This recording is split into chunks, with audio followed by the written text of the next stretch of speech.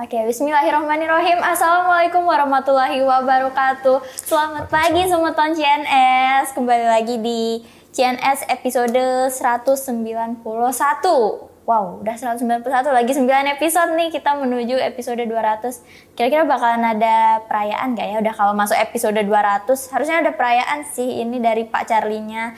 Tapi nggak apa-apa, mungkin kita bakalan bahas perayaannya itu nanti di belakang karena ada info menarik di akhir segmen. Jadi teman-teman wajib banget untuk nonton sampai selesai. Dan hari ini cuacanya juga panas ya, tapi anginnya kenceng. Tadi tuh di jalan tuh kenceng. Tapi nggak apa-apa buat teman-teman yang lagi di jalan, hati-hati di jalan, gak usah kebut-kebutan karena jalanannya lagi rame karena ada peralihan jalan untuk parade MotoGP hari ini dari Taman Sangkaria menuju ke Taman Udayana kalau nggak salah. Dinda soalnya nggak baca guys, jadi nggak apa-apa. Hari ini Dinda ditemenin sama narasumber yang ada di sebelah kirinya Dinda. Teman-teman bisa lihat di sini kan narasumbernya Dinda, cakep guys.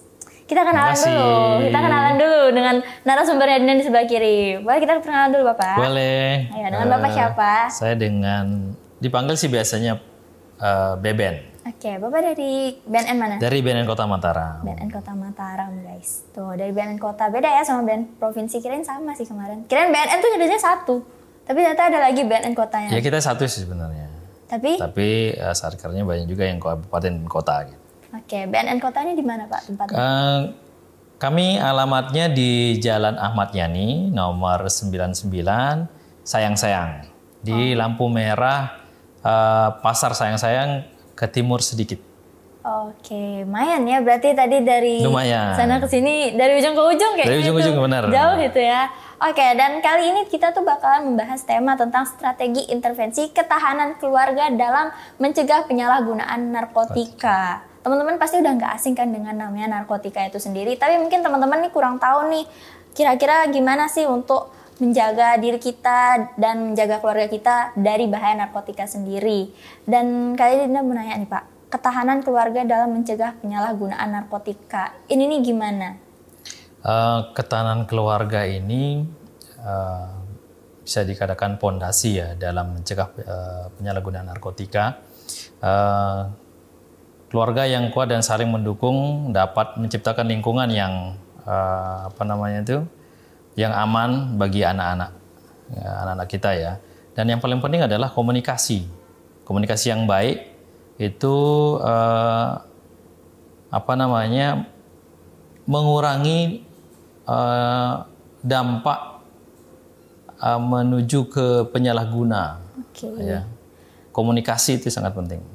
Oke, berarti dari keluarga ini sendiri bisa mengurangi yang namanya orang-orang yang bakalan kena narkotika. Benar sekali. Dengan adanya komunikasi itu komunikasi sendiri. Yang baik. Oke, berarti penting banget ya guys keluarga tuh. Kalau misalkan nih Pak, kan kita tahu nih bisa kita bilang banyak kan aspek-aspek yang mendukung biar seseorang itu nggak terjerumus ke narkotika itu sendiri. Yeah. Kira-kira aspeknya tuh ada apa aja? Boleh disepil ke teman-teman CNS. Oke, siap. Seperti yang saya sampaikan tadi, mungkin komunikasi yang efektif ya. Yang pertama komunikasi yang efektif itu terbuka dan jujur. Ini yang banyak yang kami temukan pada keluarga. Ini pengalaman ya. Kita mungkin berbicara tentang pengalaman dari klien-klien yang kami tangani di BNN Kota Mataram khususnya ya. Dari klien-klien yang kami tangani, mereka banyak di antara mereka menyampaikan bahwa kenapa mereka saat ini berada di posisi terjerat di dunia narkobanya dan susah untuk keluar kan, karena intinya pada intinya sih sebenarnya komunikasi yang baik dan jujur ya, itu yang mereka kurang mendapatkan itu di keluarganya. Oke, berarti kalau misalkan nih dalam satu keluarga, tapi kalau misalkan keluarganya tuh yang dibilang harmonis itu enggak, tapi dibilang yang jelek juga enggak, tapi dalam satu keluarga tuh komunikasinya kurang, itu berarti menjadi pemicunya mereka, karena kayak nggak ada tempat untuk berkeluh kesah ya mungkin. Ya. Terus kalau misalkan nih keluarganya tuh utuh dan dia udah cerita tapi kayak pasti kan ada aja godaan-godaan lainnya. Itu apalagi yang harus dilakukan nih? Selain komunikasi ya, berikutnya adalah pendidikan tentang narkoba. Itu sangat penting. Jangan hanya menganggap narkoba ini adalah sesuatu yang tidak penting dalam keluarga gitu, karena sampai dengan saat ini masih banyak masyarakat kita awam tentang bahaya penyalahgunaan narkotika ini. Ya, nah itu makanya pentingnya kami di BNN Provinsi maupun BNN Kota Mataram secara masif memberikan penyuluhan ya, baik di lingkungan masyarakat, terus pendidikan, pemerintah, tapi yang paling penting lingkungan terkecil dulu, keluarga kita ya dulu. Itu pendidikan narkoba itu sangat penting. Paling tidak kita sendiri yang sebagai orang tua sudah menyampaikan tentang bahaya dari penyalahgunaan narkotika itu apa aja. Betul. Itu yang harus pondasinya paling nggak kita bangun di keluarga itu. Berarti kayak garis besarnya narkoba tuh apa, bahayanya itu bagaimana, benar. Itu yang harus disampaikan oleh dari keluarga itu sendiri ya. Kalau misalkan nih keluarga tuh kan kita tahu nih, kita apalagi anak-anak atau remaja nih lagi masa-masanya untuk mencoba hal-hal baru nih, kayak orang tuanya dia udah ngejelasin kalau kamu nggak boleh loh pakai narkoba tuh ini, narkoba tuh berbahaya. Pasti itu akan jadi apa ya? Bisa dibilang anak-anak sekarang tuh bilang larangan tuh adalah sebuah perintah nih. Terus selain itu apa lagi nih? Selain misalkan udah dikasih pendidikan tentang pentingnya bahayanya narkoba, apa lagi yang harus dilakukan? Membangun rasa percaya diri ya. Nah ini yang apa namanya mungkin awam juga nih orang tua, membangun rasa percaya diri anak itu tidak melulu dengan pendidikan yang keras ya. Membangun rasa percaya diri anak-anak itu adalah mendengarkan apa keluh kesah mereka yang selama ini orang tua hanya memberikan nasihat ya, terus perintah tanpa mengabaikan apa yang menjadi keluh kesah dari anak itu sendiri. Itu yang paling penting, yaitu membangun rasa percaya diri anak itu. Karena kalau dari orang tua sendiri saja sudah kita mendengar bullying itu di sekolah ya biasanya ya. Betul. Tapi ternyata bullying yang paling pertama muncul tuh di mana? Ada di keluarga. Orang tuanya sendiri, bapaknya, ibunya, atau saudaranya sendiri. Dari kata-kata kecil aja. Kamu malas, kamu jelek. Iya betul. Meskipun itu dianggap mungkin sama orang tuanya kan candaan itu, candaan atau orang tuanya kesel, kamu bodoh. Nah itu sudah termasuk bully nggak? Oh iya masuk sebenarnya. Itu kayak kata-kata yang simple tapi sebenarnya buat anak-anak, buat kita remaja tuh jadi kayak apa ya? Kayak suatu omongan yang kayak aku saya diginiin ya sama keluarga saya sendiri. Dan itu membekas sampai dengan sampai tua mereka, sampai dia punya anak pun nanti masih bisa membekas bahwa dulu orang tua saya mengata-ngatain saya seperti ini. Itu kalau itu tidak diselesaikan, masalah itu akan menjadi masalah yang lebih besar lagi. Nah itu cikal bakal teman-teman juga menjadi pecandu. Dari kata-kata yang kecil-kecil tadi itu. Banyak klien kami yang mengatakan seperti itu. Hal yang sepele mungkin orang anggap hal yang sepele kata-kata itu. Tapi ngerasa dirinya, saya di keluarga saya ngerasa tidak dihargai, tidak diterima. Di luar lingkungan rumahnya ketemulah dengan teman-teman yang mungkin peminum. Mulai mungkin dari perokok, peminum, terus mulailah mencoba apa yang dicoba teman-teman yang pernah pakai. Sabu, ganja dan lainnya. Itu pelampiasan mereka sebenarnya ya seperti tadi kan masa-masa remaja itu masa mencari jati diri ya. Nah, itu yang penting banget pendampingan orang tua sih sebenarnya gitu. Iya. Dan juga nih kan Pak, kadang orang tua tuh bukan maksud mempersalahkan orang tua ya, tapi kayak orang tua tuh kadang kan suka bilang kayak ngejudge anaknya yang dimana judge-nya itu mungkin untuk biar anaknya tuh sadar kalau kamu tuh nggak boleh begini. Niat orang tuanya mungkin begitu, tapi balik ke anaknya tuh pasti jadi kayak rasa tekanan nggak sih? Apakah tekanan itu juga bisa menjadi salah satu seorang anak atau remaja itu untuk mencoba hal-hal yang berbau narkotika itu. Benar banget, benar banget. Orang tua ini ngerasa bahwa dia itu adalah orang yang berpengalaman di dalam segala bidang gitu. Padahal kami yang sebagai orang tua tidak pernah diajarkan bagaimana menjadi orang tua. Betul, karena ya kan? pertama kali juga kan. Iya, pertama kali tidak pernah diajarkan menjadi orang tua gitu. Tapi kita sok tahu semua tentang dunia remaja, sok tahu. Kenapa tidak kita mulai dengan memberi peluang untuk mereka, ruang untuk anak-anak kita ini berpendapat, berbicara gitu. Tapi kebanyakan orang tua cut di tengah jalan sebelum anaknya berbicara, karena ngerasa diri dia sebagai orang tua lebih pintar, saya udah asam garam sudah tahu. Nah itu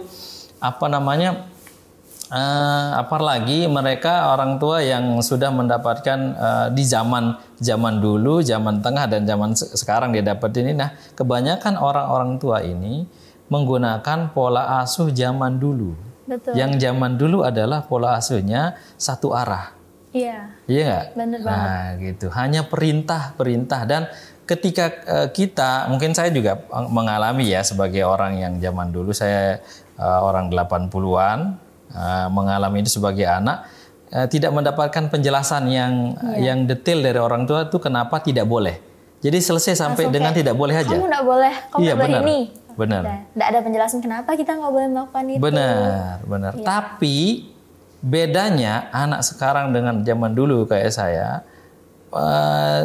dikatakan tidak boleh sama orang tua, kami benar tidak melakukan. Nggak bakal ngelakuin. Iya, kami ngerasa bahwa itu tidak baik dan tidak benar. Dan kami sebagai anak juga, oh ya benar, ini karena orang tua pasti yang terbaik disampaikan. Nah, pola asuh yang lama itu yang masih digeret sama orang tua sampai dengan saat ini ketika dia menjadi orang tua. Yang dulunya yang dia dapatkan dari orang tuanya, ya kata-kata itu atau pendidikan itu, dewasa seperti kayak saya sekarang terus punya anak, pola asuh itu yang diterapkan lagi sama anaknya itu kami rasa salah. Iya.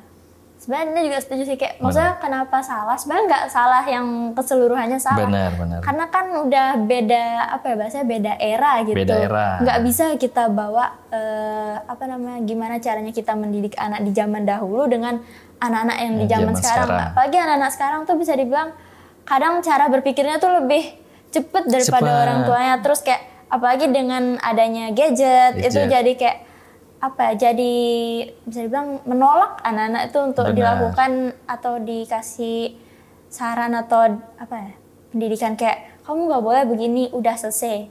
Terus akhirnya nanti pasti bakalan cari-cari sendiri kayak kenapa sih kita nggak boleh. Itu mungkin jadi kayak kurangnya perhatian dari orang tuanya ya. Benar banget. Apalagi kalau misalkan nih Pak, keluarganya, mohon maaf teman-teman CNS kalau ada yang mengalami, apalagi kalau dia broken home, itu pasti kan makin jadi tekanan ya buat anak itu sendiri. Entah itu apalagi itu untuk ke mentalnya mereka kan. Benar. Terus itu gimana Pak kalau misalkan mereka udah broken home nih, terus kayak kurang lagi kasih sayang dari keduanya dan kurang mendapatkan perhatian kayak sekedar ditanyain gimana harimu, apakah itu jadi salah satu pemicu juga nih keluarga yang broken home itu jadi pemicu seorang anak itu akhirnya milih untuk pakai kayak ganja, kayak sabu-sabu untuk biar dia tuh ngerasa kayak oh ya udah nggak apa-apa kalau nggak ada yang perhatiin sih. Apakah itu jadi pemicunya? Bener banget. Broken ini ya, anak-anak broken mungkin orang-orang tua dulu tidak paham tentang broken mungkin ya. Taunya kebanyakan mereka menganggap dirinya itu orang tua ya, saya sudah mencari nafkah buat anak saya sudah kerja, ya sudah nanti dia mengurus dirinya sendiri. Oh iya, asalkan udah dikasih nih.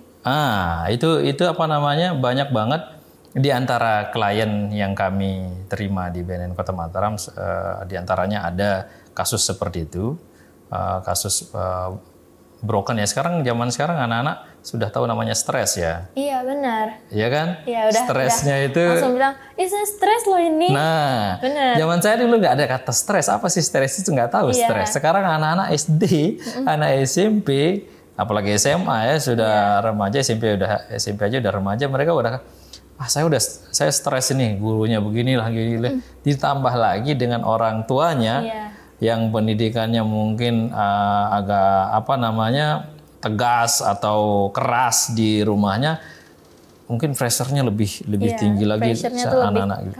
Nah, itu pentingnya makanya keterbukaan orang tua, kejujuran orang tua untuk menerima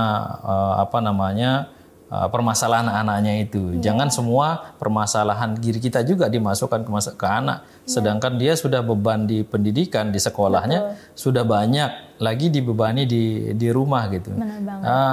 Banyak di antara klien kami yang masuk ke dunia candu itu, terjebak di dunia candu karena broken tadi itu. Karena tidak kenyamanan di rumahnya sendiri, karena orang tuanya. Sampai ada salah satu klien kami juga mengatakan, Pak, saya mending diam di BNN aja dah. Kenapa? Saya bilang, saya kayaknya lebih nyaman di sini. Karena saya ngerasa diperhatiin, terus saya ngerasa orang-orang sekitar saya ini di sini di kantor ini peduli gitu sama saya. Padahal saya belum sampai sehari Pak di sini, tapi saya pengen diam lama di sini kok, saya tenang gitu. Nah, hal yang kecil begitu saja yang dikatakan sama anak ini, itu sebenarnya akibat dari yang orang tuanya yang selama ini di rumah yang tidak memberikan ruang sama anaknya itu.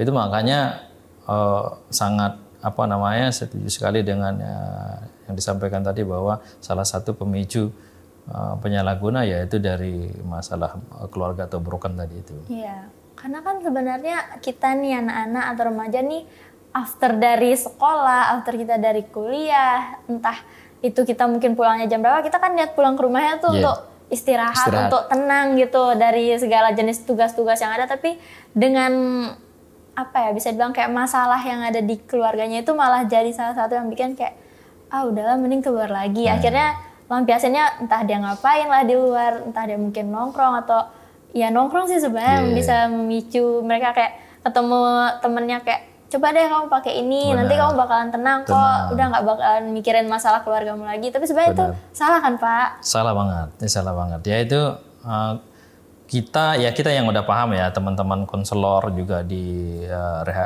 seksi rehabilitasi di BNN paham bagaimana perasaan teman-teman pecandu ini. Mereka tahu gitu seperti apa, makanya kami aware ke mereka biar mereka kembali rasa percaya dirinya itu. Tapi paling penting sih sebenarnya bagaimana yang seperti disampaikan tadi sama Dinda bahwa udah capek di sekolah terus maunya di rumah itu istirahat dan lainnya, terus nanti melampiaskan dengan nongkrong. Sebenarnya itu butuh dukungan dari orang tua. Itu pentingnya keterlibatan anak dalam aktivitas yang positif. Hal-hal yang kecil, mungkin anak-anak yang dari anak-anak SD, SMP, anak SD yang belum terlalu pergaulannya terlalu tinggi. Kalau ada pekerjaan di rumah, misalnya menempel sesuatu atau membuat sesuatu, libatkan dia di dalam sana. Nah, keterlibatan dia itu dari kecil, dia ngerasa dirinya, saya dianggap mampu nih sama orang tua saya. Orang tua saya percaya sama saya gitu. Tidak usah dengan kata-kata. Kebanyakan orang tua kan dengan kata-kata itu perintah dan lainnya, tapi dengan perbuatan hal yang kecil itu aja si anak sudah ngerasa saya dipercaya. Saya diberikan kepercayaan untuk membuatnya. Padahal sepele kan. Menempel figura mungkin di dinding, memasang paku gitu. Yang kecil itu dampaknya sangat positifnya sangat luar biasa gitu. Dan anak-anak kecil tuh malah seneng diajakin untuk terlibat gitu, kayak mungkin buat orang tua ini jadi pembelajaran buat anaknya, tapi buat anak-anak tuh jadi bermainnya mereka, nggak hanya fokus ke gadget aja anak-anak itu. Nah, itu salah satu mengalihkan gadget yang selama ini, yaitu salah satu dibilang narkoba visual juga ya, narkoba mata itu gadget itu pentingnya pendampingan terhadap anak itu, kapan waktu yang tepat menggunakan gadget dan untuk apa gitu. Nah, pengalihannya kalau anak-anak masih di bawah umur atau masih SD itu pengalihan dengan cara itu. Atau sebenarnya keinginan anak-anak kecil ini adalah bermain. Betul banget. Ya, bermain sama orang tuanya. Tapi orang tuanya sekarang kalah sama gadget juga. Iya, orang tua sekarang nih after ada gadget kayak. Bener. Akhirnya gadget juga yang dipakai. Kenapa anak-anak lebih senang dengan gadgetnya? Kenapa? Karena lebih responsif. Betul. Iya nggak? Iya. Gadget hanya dengan sekali swipe, apa yang diinginkan sama anak tersebut dapat. Betul banget. Tapi kalau orang tuanya 10 kali berbicara dengan orang tuanya, belum tentu direspon. Iya, benar banget. Iya nggak? Nah, makanya anak-anak sekarang jangan salahkan anaknya kalau orang tuanya membebaskan anaknya pakai gadget atau orang tuanya tidak peduli sama anaknya atau tidak respon sama anaknya. Ya akibatnya dia kecanduan gadget tersebut, mungkin bisa main game sampai pagi, akhirnya PR atau besok mau ujian, ulangan itu tidak dilakukan, tidak belajar malamnya karena udah malamnya sudah begadang sampai pagi, di sekolahnya malah ngedrop juga kan, tidur gitu. Iya, betul sih. Berarti penting banget ya keluarga nih salah satu hal yang paling penting. Tapi ini kan kita tahu nih kadang beberapa orang tua tuh nggak mau tuh disalahkan atas apa yang terjadi ke anaknya. Padahal sebenarnya kalau dari POV-nya Dinda sendiri, orang tua tuh bisa juga salah sebagai mata anak, nggak hanya anak. Terus kadang itu yang jadi pressure buat anak-anak nih, kayak terus aja disalahin, kayak kenapa sih kamu begini gini. Tapi orang tua tuh kadang nggak sadar kayak kenapa ya saya beginiin anak saya gitu. Berarti wah emang ya orang tua nih penting. Orang tua itu seperti yang disampaikan tadi, tidak pernah merasa salah. Padahal tempat kesalahan itu adalah orang tua, bukan anak. Tempat kesalahan itu orang tua, karena ya itu kembali lagi sekarang orang tua juga sudah adiksi gadget. Tadi mungkin kejenuhan di kantor juga di rumahnya dialihkan dengan gadget tersebut. Makanya sekarang mungkin sudah zamannya kali ya, eranya juga era gadget. Jadi orang tua itu tidak bisa lepas dari gadget. Benar banget. Sayang sekali itu kalau masih ada punya anak masih kecil ya. Kalau mungkin yang sudah dewasa, yang sudah kuliah seperti Dinda mungkin bisa memahami mungkin ya. Tapi anak-anak yang masih butuh dekat, Dinda pun mungkin butuh komunikasi dengan orang tua kan. Jangankan anak-anak ini. Karena kalau kita cuma lihat HP-nya tuh sometimes ngerasa bosen banget. Kayak bener. Ada momen kita kayak, ayo dong kita ngobrol loh. Kenapa ini udah serumah nih? Kenapa nggak kita ngobrol? Kenapa harus megang HP terus? Itu jadi kadang bosen kita tuh megang HP, maunya ayo ngobrol, tapi kayak orang tua tuh kayak bentar dulu masih ada yang dikerjain, yaudah akhirnya. Tapi buat anak-anak kecil tuh pasti kayak itu penolakan nggak sih? Ya benar, itu penolakan, termasuk penolakan kayaknya itu. Itu makanya kenapa anak-anak lebih dominan ke gadget ya, lebih responsif daripada orang tuanya gitu ya. Terus orang tua kebalikannya, ketika anaknya sudah adiksi dengan gadget tadi, kebalikannya ketika dia mau memerintahkan anaknya, dia tidak cukup satu kali memberitahu, berkali-kali memberitahu baru anaknya merespon. Tapi orang tua juga nggak sadar bahwa itu dampak dari dirinya sendiri. Kan orang tua itu adalah cerminan dari anak.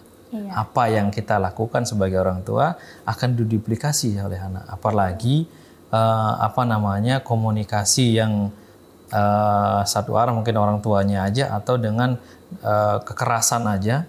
Nada tinggi terus keluar marah-marah, jadilah anak pemarah. Mungkin di rumahnya dia tidak akan melampiaskan ke orang tuanya, tapi ke lingkungan sekitarnya. Dominannya nanti akan menjurus ke perilaku bullying juga, ke teman-temannya sendiri. Dampak dari orang tuanya itu, padahal ya itu orang tua taunya masalahnya dari sekolah katanya, tapi enggak, ternyata masalah itu dibawa dari rumahnya sendiri keluar ke lingkungannya. Dampaknya ya ke teman-teman yang lain. Berarti bisa dibilang juga kalau misalkan nih seorang anak nggak dapat kasih sayang di luar, pasti dia bakalan cari keluar juga kan. Kayak nyari attention dari orang-orang sekitar, kayak biar dia tuh diperhatikan. Nah itu tuh anak-anak kan, jangankan Dinda, kami pun mungkin yang sudah dewasa usia, terus apalagi Dinda kan butuh perhatian juga tuh. Iya. Dari teman juga butuh perhatian, mungkin melakukan hal sesuatu yang positif ya.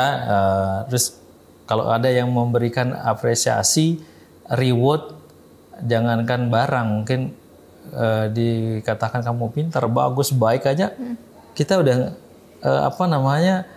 euforia kita yang keluar tuh, bahagia banget, seneng banget gitu. Nah, bagaimana dengan anak-anak itu yang dibutuhkan sebenarnya anak-anak itu gitu.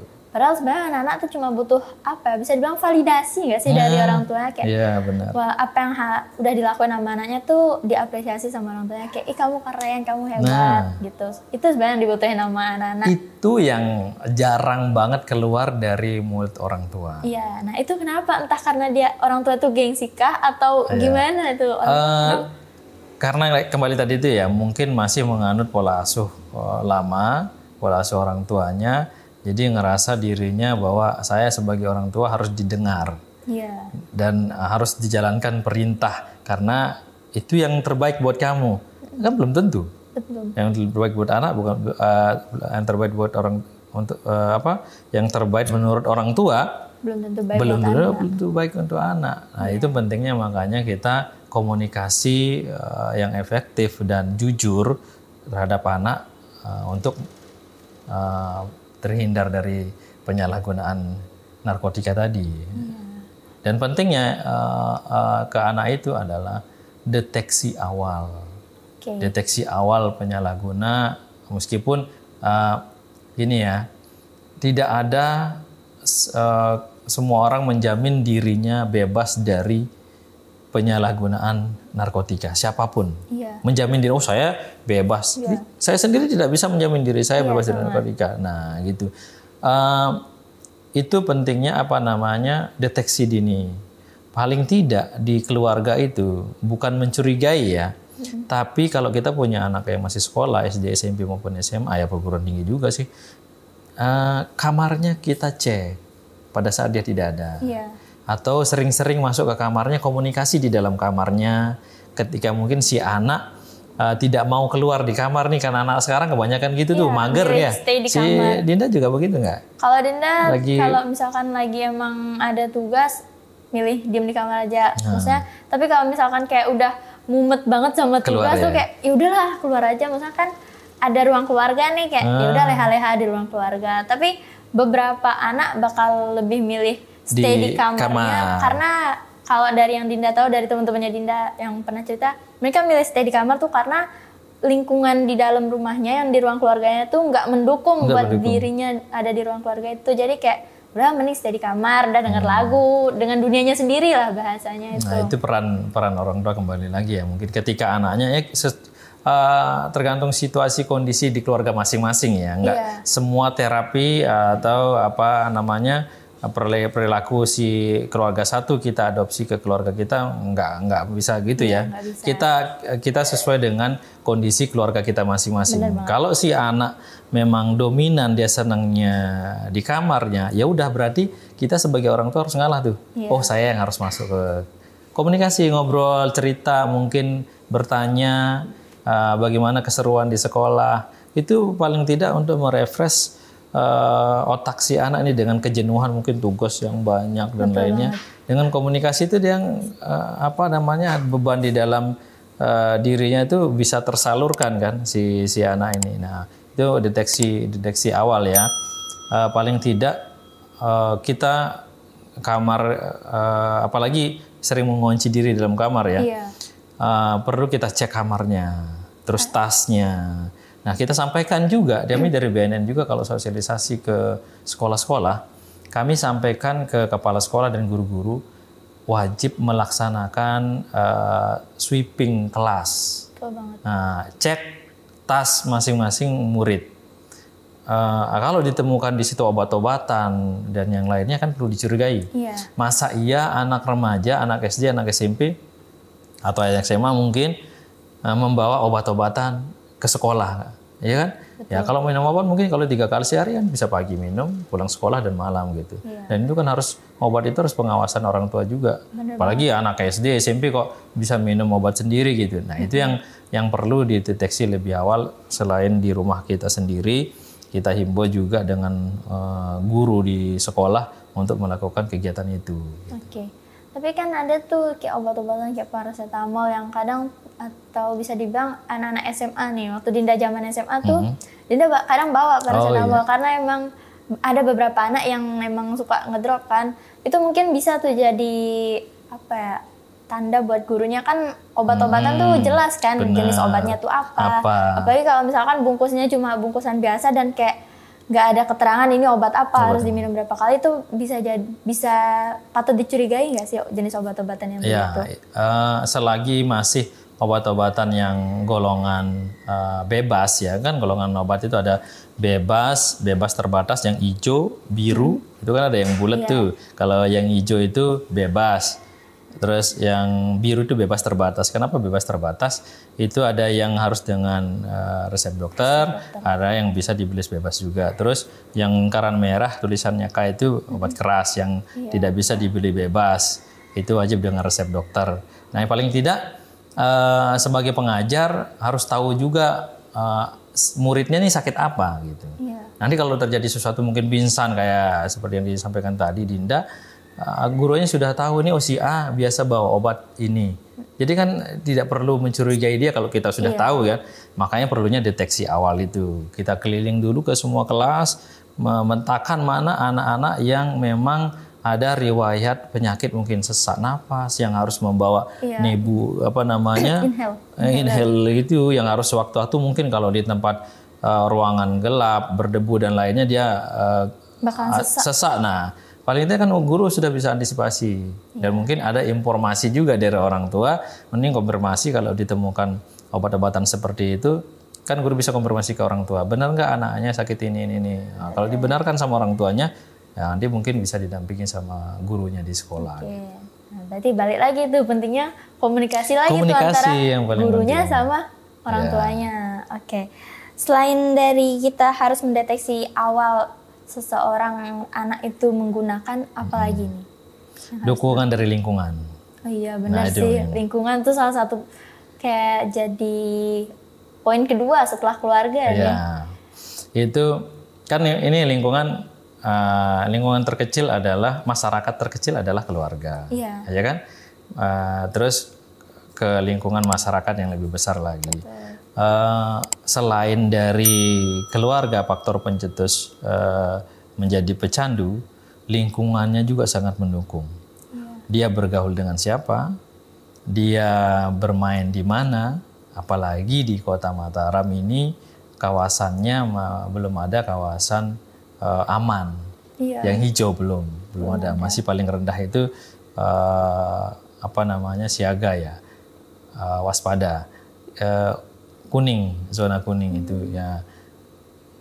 Dari itu kita sudah bisa antisipasi anak kita ini keluar dengan siapa. Mungkin bisa kita lakukan dengan jam waktu ya, waktu bermain, keluar kemana. Paling tidak kembali lagi ke keluarga ya, meskipun ini lingkungan bergaul ya, bermain. Paling tidak kita sebagai orang tua juga bisa mengontrol itu jam berapa batas mainnya, dengan siapa dia bermain gitu. Paling tidak orang tua harus tahu itu, dan itu yang perlu benar-benar kita jaga. Dan kenapa kita harus tahu dengan siapa dia bermain? Kita harus kenal dekat dengan temannya si anak kita ini, ya nggak? Kalau kita sudah kenal, misalnya si Dinda nih, terus punya teman, paling nggak saya sebagai orang tuanya saya harus kenal dekat nih sama temannya, jangan musuhin temannya, temanmu siapa itu, kamu main kemana? Paling tidak kita deketin temannya, meskipun teman laki ya, atau teman perempuan. Nanti dari temannya ini bisa kita titipkan. Betul banget. Iya nggak?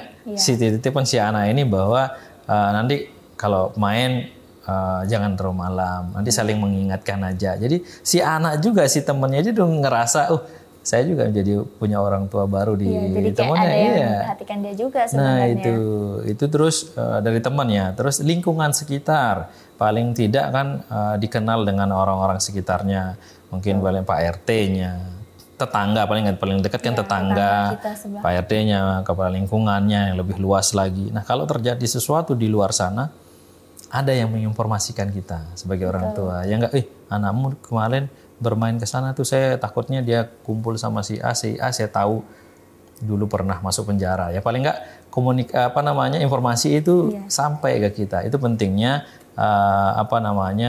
lingkungan yang kita harus kenal dan tahu. Gitu. Betul. Tapi kalau misalkan nih lingkungannya kan kita nggak tahu ya, lingkungan sekarang tuh apalagi apalagi di BTN tuh kadang kan hidupnya tuh sendiri-sendiri. Kayak, ya sendiri-sendiri kayak ya udah nih rumah ini. Itu kan jadinya agak susah juga nih untuk lingkungannya. Apakah lingkungan kayak misalkan lingkungan pendidikannya, lingkungan sekolahnya, lingkungan teman-teman nongkrongnya, itu juga berpengaruh kan ke dalam dirinya anak itu sendiri. Tapi setahu Dinda nih, anak-anak sekarang tuh udah mulai dibilang ikutan yang negatif juga udah nggak terlalu, tapi untuk ikut-ikutan yang positif juga nggak terlalu. Jadi kayak tengah-tengah juga ya? Ada yang kayak ikut komunitas ini tapi sambil kayak ya udah nongkrong aja ikut komunitas ini. Itu juga bisa, apakah ikut komunitas atau ikut sebuah NGO tuh bisa membantu mereka. Nah, itu benar banget itu kembali ke melibatkan dia di hal-hal yang positif ya. Lingkungannya selain tadi lingkungan mungkin terdekat adalah lingkungan tempat tinggal, terus lingkungan pendidikan ya di mana dia bersekolah, di mana dia kuliah, terus lingkungan bermain dengan siapa dia bermain, dan komunitas itu sangat mendukung banget. Tapi kita lihat komunitas yang apa dulu ini. Kalau mungkin mohon maaf mungkin ada komunitas trek-trekan. Nah dari kata trek-trekan aja udah bener gak itu sih? Ya, enggak kan? Agak negatif lah. Itu dilarang kan sama kepolisian, tidak menggunakan bukan jalur untuk balap-balapan kan. Kalau untuk balap-balapan ada sirkuitnya sendiri, silahkan gunakan. Kalau memang mau menjadi pembalap ya silahkan di tempat yang benar gitu. Udah ada disediain tempatnya. Udah disediain tempatnya. Udah dikasih fasilitas sama pemerintah sudah ada. Tapi sekarang banyak anak-anak yang menggunakan jalan raya untuk trek-trekan. Nah itu yang salah. Kalau menurut kita kan itu memang salah. Itu yang rentan dan riskan banget masuk ke dunia candu juga, karena di antara klien kami ada juga diantaranya yang hobi seperti trek-trekan itu. Ya kalau hobinya balap bagus ya, bukan nggak boleh, tapi yang trek-trekannya itu yang liar itu yang boleh, tapi yang emang udah jelas. Yang jelas, yang positif. Yang liar, kayak misalkan kan banyak banget itu di jalan raya tuh suka ada, pagi kalau udah malam nih suka banget trek-trekan di jalan raya tuh kayak selain bikin ribut, selain bahayain diri itu juga bisa orang bawa lain, ya? ke hal-hal yang negatif karena kita nggak tahu kan nanti di dalam, entah itu dalam jok motornya ada ditaruhin terus dikasih coba deh cicip ini. Bener banget. Yes. Itu ya guys ya, penting banget ternyata lingkungan, keluarga. Terus selain itu kan kita tahu nih Pak, sekarang kita ada di era yang teknologi kita tuh lagi bisa dibilang udah berkembang pesat nih. Kira-kira ada nggak sih peranan teknologi atau peranan entah itu media sosial di dalam hidupnya anak itu biar dia tuh nggak yang terjerumus gitu ke narkotika itu? Iya benar banget. Selain tadi gabung dengan komunitas yang positif, teknologi ini juga sangat membantu ya. Apalagi zaman sekarang udah banyak teknologi yang memudahkan kita untuk bekerja ya. Sekarang anak-anak sekarang tidak perlu harus kerja di kantoran. Dengan gadget atau dengan laptop dia udah bisa bekerja di rumah gitu. Iya nggak? Apalagi sekarang ada muncul AI. Iya. Bisa kita buat gambar, video dengan mudah tanpa harus mengedit yang ribet, yang harus bukan orang pro aja sudah bisa. Dan saya lihat di sosmed sekarang sudah banyak yang menjual itu. Menjual desain karikatur, terus video gitu, banyak banget. Nah, anak-anak remaja sekarang banyak udah mulai masuk ke arah ke sana. Jadi dari hobinya itu bisa menghasilkan uang. Itu sangat penting banget teknologi ini. Terus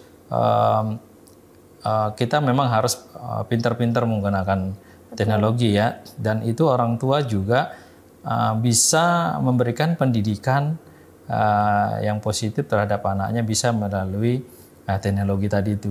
Bisa mungkin orang tuanya awam tentang bahaya narkotika, itu bisa googling, ya kan? Dampaknya apa aja sih untuk anak, untuk remaja bagaimana? Nah, ketika orang tuanya sudah menemukan itu, dia bisa menyampaikan ke anaknya bagaimana dampak bahaya dari penyalahgunaan narkotika itu. Iya. Gitu. Mungkin dengan orang tuanya tuh udah googling nih, kan kita tahu anak-anak tuh kadang males banget disuruh baca, males untuk nyari tahu. Paling yang dia cari tahu yang apa yang membuat dia tertarik aja yang dicari tahu. Itu bisa dibilang biar orang tua tuh tetap bisa mengawasi lah sampai mana jangkauan menggunakan teknologinya anak-anak itu sendiri. Oke. Kalau dari BNN Kota sendiri nih, apa yang kalau misalkan ada nih anak-anak yang udah kadung make dan udah kecanduan, itu dari BNN Kota tuh melakukan apa ke mereka-mereka yang udah pakai itu? Ya. BNN Kota Mataram banyak banget memunculkan program-program pencegahan maupun program-program rehabilitasi ya. Untuk teman-teman yang sudah masuk di dunia narkotika atau pecandu, itu kami lakukan pendekatan melalui masyarakat ya. Melalui masyarakat, program namanya IBM, Intervensi Berbasis Masyarakat, yang mana BNN Indonesia membentuk kader IBM tersebut. Tujuannya adalah agar bisa menjangkau, kader ini dibentuk dari kelurahan. Dari kelurahan agar bisa menjangkau warganya yang mereka tahu. Karena yang paling tahu bagaimana karakter warganya adalah lingkungan sendiri. Dari kepala lingkungan, RT-nya atau kita bentuk dari Karang Taruna. Benar. Kita bentuk kader ini, kita berikan pelatihan bagaimana caranya menangani teman-teman pecandu ketika ada yang ingin rehabilitasi. Nah, itu tujuannya IBM tersebut untuk menjangkau teman-teman yang ingin rehabilitasi tapi takut datang ke BNN. Benar. Kenapa mereka takut? Karena masih ada stigma di mereka itu bahwa rehabilitasi itu dipidana, rehabilitasi itu dipenjara, dan selain stigma, mereka juga ada doktrin dari para pengedar. Doktrinnya apa? Jangan pernah kalian rehabilitasi di BNN. Kalau kalian rehabilitasi di BNN itu disiksa kalian. Iya, kadang diomong-omongin, dikompor-komporin. Ngapain kamu rehabilitasi di BNN, ntar kamu disiksa, dimarahin ini itu segala macem. Padahal sebenarnya enggak kan, Pak. Direhabilitasi di BNN enggak begitu kan? Enggak begitu. Ini bukti yang kami dapatkan dari teman-teman pecandu sendiri. Ketika datang melakukan rehabilitasi, meskipun awalnya ada keraguan, ada ketakutan, tapi dari IBM, kader IBM ini mendampingi mereka ke kami. Sudah menjangkau, sudah melakukan intervensi di lapangan. Oh, si A pengen rehabilitasi, pengen berhenti, tapi dia takut, dia bingung harus kemana. Akhirnya didampingilah sama kader IBM ini ke BNN. Nah, setelah teman-teman pecandu ini masuk ke kantor BNN, mereka baru tahu, oh ternyata di BNN kami disambut dengan baik, terus ruangannya nyaman, dingin, terus orang-orangnya kok ramah sama saya. Tidak sesuai dengan apa yang saya dapatkan di luar kemarin, yang katanya saya disiksa, yang katanya saya dipidana, tapi ternyata tidak. Dan untungannya apalagi orang tua tidak mengeluarkan biaya untuk membayar gratis, itu gratis. Sampai dengan selesai program, sampai dinyatakan si pecandu ini pulih. Pulihnya bagaimana? Hidup produktif. Nah, itu keberhasilan dari rehabilitasi adalah hidup produktif, kembali ke masyarakat. Kalau yang punya usaha, kembali berusaha lagi, berdagang dan lainnya. Kalau yang masih pendidikan, kembali bersekolah lagi. Nah, itu keberhasilan dari rehabilitasi. Oke. Tapi kan kadang nih Pak, banyak tuh masyarakat atau masyarakat sekitar, entah di lingkungan sekitarnya tuh yang ngejudge, kayak misalkan udah masuk ke rehabilitasi, pasti dijudge-nya kayak, wah ini orang nggak bener nih, apalagi sampai direhabilitasi di BNN. Sebenarnya itu jadi pressure lagi nggak sih ke para pengguna itu? Ya. Benar banget, teman-teman mantan pecandu ya, yang sudah pernah rehabilitasi itu mantan pecandu, tidak mudah untuk kembali ke lingkungan mereka. Iya kan. sangat berat apa yang mereka emban setelah mereka menjadi pecandu, terus mau pulih. Nah, paskanya ini yang sangat berat. Iya. Orang melihat mungkin ya kalau jadi pecandu, kalau anaknya jadi pecandu rehab aja, nanti dia sembuh. Betul. Bukan sembuh ya, tidak ada kata sembuh, seumur hidup itu tidak ada sembuh untuk pecandu, tapi pulih. Kenapa dikatakan pulih? Sewaktu-waktu si pecandu bisa relapse kembali. Iya, benar sih. Bisa menjadi pecandu lagi. Faktor apa yang menyebabkan dia seperti itu? Lingkungannya kembali lagi. Lingkungan apa? Lingkungan yang terkecil lagi. Apa? Bisa dari keluarganya, bisa dari lingkungan tempat tinggalnya, komunitasnya, bisa dari yang berbagai macam arah, dia bisa akan kembali menjadi pecandu lagi, pengguna lagi. Karena tekanan di luar itu yang mereka mungkin masyarakat masih awam tabu tentang narkoba atau dampaknya, itu mereka menganggap dikucilkan gitu. Jangan kamu dekat sama dia. Dia itu kemarin pernah direhabilitasi. Kita tahunya setelah rehabilitasi ternyata dia seorang pecandu gitu, yang dulu-dulunya nggak tahu. Itu yang mereka beban dan yang harus mereka tangani untuk dirinya sendiri, untuk hidup produktif, pulih selamanya gitu. Oke. Wah, berarti berat ya kalau berat udah kita banget. Kecanduan sama narkotika tuh kayak proses untuk bisa pulihnya, apalagi juga alasan kenapa kita bisa masuk terjerumus ke narkoba, ternyata banyak banget faktornya. Apalagi faktor keluarga. Itulah teman-teman semeton CNS, keluarga tuh penting, apalagi komunikasi. Mungkin kalau teman-teman nggak bisa komunikasi dengan kedua orang tua langsung, mungkin satu-satu dulu bisa kan Pak? Bisa, kayak misalkan, benar. Kalian lebih nyaman ngomong ke siapa nih? Kalau misalkan kalian lebih nyaman ngomong sama ibu kalian, ya udah ayo ngomong sama ibu kalian. Pasti nanti kan dari ibu tuh bakalan disampaikan juga nih ke bapak. Benar banget. Oke. Terakhir nih Pak, closing statement dari Bapak untuk teman-teman nih biar nggak pakai narkoba, atau mungkin yang udah mulai mencoba-coba sedikit-sedikit biar nggak makin terjerumus ke narkoba itu sendiri. Ya, bagaimana caranya biar kita terhindar dari peredaran maupun penyalahgunaan narkoba? Satu, hidup sehat. Betul. Hidup sehatnya mungkin saat ini mungkin orang mengatakan hidup sehat itu makanan sehat, enggak. Hidup sehat itu kita harus memanfaatkan waktu kita sebaik mungkin. Betul. Seperti mungkin pola tidur kita bagaimana, terus aktivitas itu harus kita lakukan aktivitas yang banyak. Jangan terlalu banyak berdiam diri di rumah atau tidak ada aktivitas. Ini aktivitas yang paling penting. Berolahraga, ya. Terus kedua, hobi. Betul. Apapun hobimu lakukan, selama itu positif. Betul. Ya. Mungkin musik, bernyanyi, atau sekarang banyak yang ngelihat YouTuber di TV sukses, belajar menjadi YouTuber, buat video-video kecil, itu akan mengalihkan ke kesibukan kalian yang tadinya kosong. Kok saya buat video YouTube seharian baru selesai. Nah, jadi mengalihkan, menyibukkan diri tadi itu aktivitas. Terus ketiga ibadah. Betul. Paling penting adalah itu pondasi yang paling harus dikuatkan. Jangan tinggalkan ibadah kalian. Apapun agamanya, jangan pernah meninggalkan ibadah. Itu kunci kesuksesan kita. Betul. Ya. Itu diwajibkan. Dan terakhir, kembali lagi ke keluarga, jangan pernah kalian meninggalkan keluargamu. Ada filosofinya, ibarat satu tabung. Ibarat satu tabung ini sering saya sampaikan ke teman-teman pecandu untuk mengembalikan kepercayaan dirinya.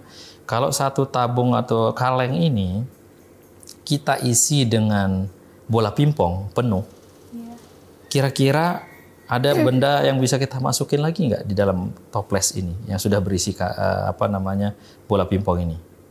Ada nggak? Ada. Apa mungkin itu? Yang lebih kecil mungkin ya? Iya, yang lebih kecil. Kerikil contohnya. Ya, jadi di celah-celah itu masih bisa kita masukkan kerikil. Kalau sudah kita masukkan di dalam toples ini adalah bola pingpong penuh, terus kerikil penuh, kira-kira bisa masuk lagi nggak barang atau benda sesuatu yang masuk ke dalam toples ini? Enggak. Lebih kecil lagi bisa Ada. kayaknya. Mungkin air mungkin bisa. Pasir betul. mungkin. Iya, Pasir ya lebih halus. Jadi kalau masukin pasir halus sudah masuk penuh semuanya, bola pingpong, kerikil, terus pasir. Ada yang bisa masuk nggak lagi? Enggak. Seperti yang terakhir tadi bilang? Air? Air. Oh, air bisa masuk. Iya kan? Masih bisa masuk bisa air sih, kan? bisa. Masih bisa masuk ke air. Kenapa saya filosofikan seperti itu? Ibarat toples ini, kaleng ini adalah diri kita sendiri. Terus bola pingpong ini adalah keluarga kita. Terus kerikil ini adalah pekerjaan kita atau pendidikan kalau yang berpendidikan. Terus pasir ini adalah hasil yang kita dapatkan dan air ini adalah kenikmatan. Iya. Ya, apa yang harus kita masukkan lebih awal? Bola pingpong kan? Bola pingpong. Tapi kalau sekarang kita balik, kalau saya masukkan pasir dulu, Iya. pasir tadi itu adalah Hasilnya dulu. terus air. Nah, kira-kira bola pingpong sama kerikil ini bisa masuk nggak? Bola pingpongnya pasti agak susah. Nggak bisa kan kalau sudah padat tuh, sudah pasir penuh, sudah air padat. Kalau kita taruhin bola pingpong banyak itu pasti menggelinding kan? Jatuh semua. Iya, kalau hanya dari awal kita maunya hasil saja, tanpa ada usaha tadi, terus kenikmatan saja seperti teman-teman yang pecandu yang sudah lakukan, yang sudah mereka kerjakan selama ini adalah kenikmatan doang, maunya hasil aja terus kenikmatan doang, dan setiap hari terus-menerus seperti itu, bola pingpong dan kerikil ini terabaikan. Ya enggak? Keluarga sudah kita tinggalkan, pekerjaan kita tidak dapat, atau pendidikan kita tidak bisa kita raih. Ya enggak? Betul. Nah, harusnya seperti yang tadi, kita kosongkan diri. Saya ajarkan sama teman-teman pecandu, kita kosongkan kaleng ini, kosongkan diri kita mulai dari nol. Karena pecandu sudah terlanjur memasukkan tadi pasir dan air, sekarang kita kosongkan diri. Apa yang harus kamu masukkan terlebih dahulu? Mereka akan tahu.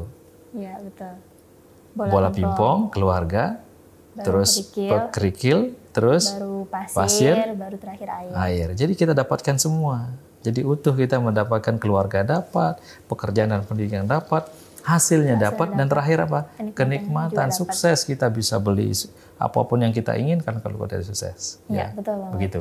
Oke, terima kasih banyak Bapak. Siap, terima kasih untuk banyak. Informasi-informasinya sangat-sangat bisa dibilang pembahasan kita kali ini tuh menarik banget karena kita membahas tentang keluarga. Itu sebenarnya balik lagi ke omongannya narasumbernya Dinda tadi.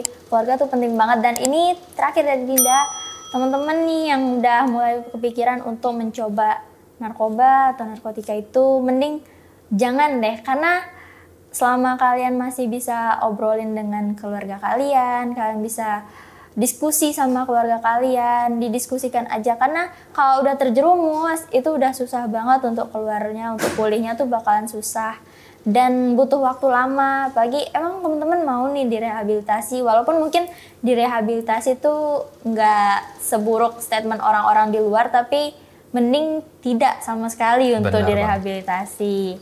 Oke, dan terakhir nih teman-teman dari Dinda, teman-teman coba deh kalau lagi scroll Instagram, coba dicek Instagramnya Info BNN Provinsi NTB. Di situ tuh ada kuis menarik. Teman-teman boleh banget tuh coba. Nanti bakalan ada hadiahnya dan coba aja ikut. Ini juga salah satu kegiatan yang daripada scroll-scroll IG tapi cuma untuk nonton reels yang gak jelas kan, mending ikut kuis yang ada di BNN. Nama kuisnya tuh kuis pasti, yaitu pertanyaan anti narkoba asik dan inspiratif. Oke, sekian dari Dinda untuk podcast hari ini. Terima kasih banyak Bapak. Terima kasih Dinda. Semoga kita bisa ngobrol-ngobrol lagi selanjutnya. Siap. Dan terima kasih juga buat semeton CNS yang udah menonton dari awal sampai akhir.